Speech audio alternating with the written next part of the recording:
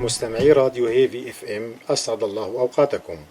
في حلقة اليوم من الزاوية البيئية نتعرف على موضوع انقراض الأنواع، فأهلا بكم.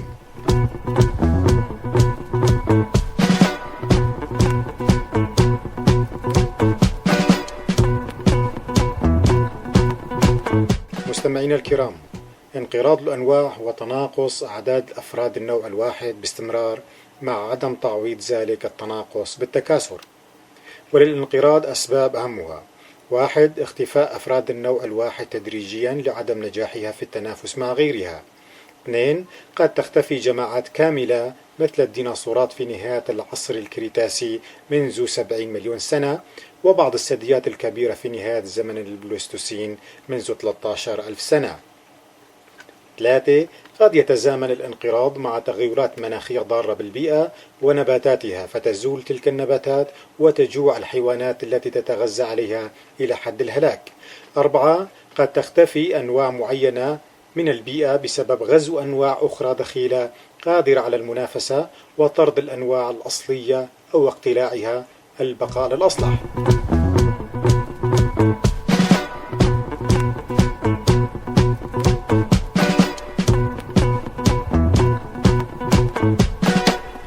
مستمعينا الكرام، للطبيعة قانون في البقاء للأصلح، والانقراض الطبيعي يتم ببطء وتدرج غير محسوس، وتحل كائنات جديدة محل الكائنات المنقرضة.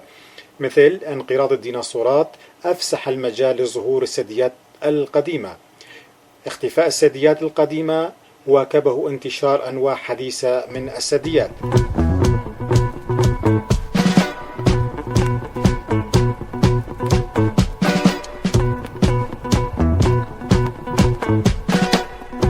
مستمعين الأعزاء، هناك انقراض حديث ويتم تحت عوامل مختلفة، منها القطع الجائر للغابات، الصيد الجائر والعشوائي، تعديل البيئة، وذلك عن طريق: ألف، إزالة الغطاء النباتي بالقطع أو الحرق وإقامة المنشآت وتجفيف المستنقعات وتحويل مجرى الأنهار وإقامة السدود وحفر المناجم. ب. تم تدمير 40% من الغابات الاستوائية خلال 150 عاما، وهذا أدى إلى إبادة العديد من الطيور النادرة. ج. أدى تجفيف البحيرات وإقامة السدود للتحكم في الأنهار للأضرار بالكثير من الطيور المائية المهاجرة.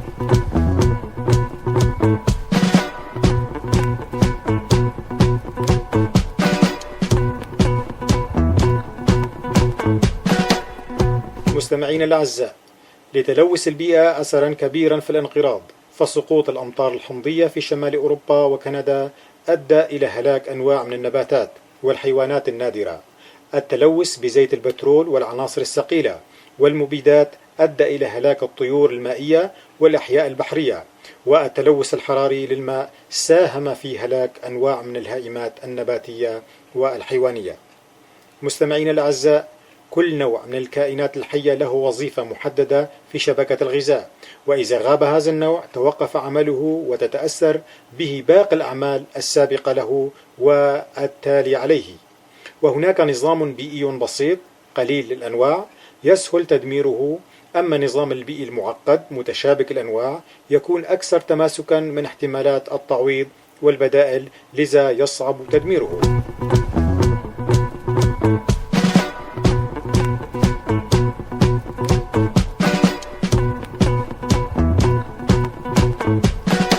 مستمعين الكرام، لكل نوع من الأحياء حق البقاء، لأنه شريك في المحيط الحيوي وله الحقوق ما لغيره.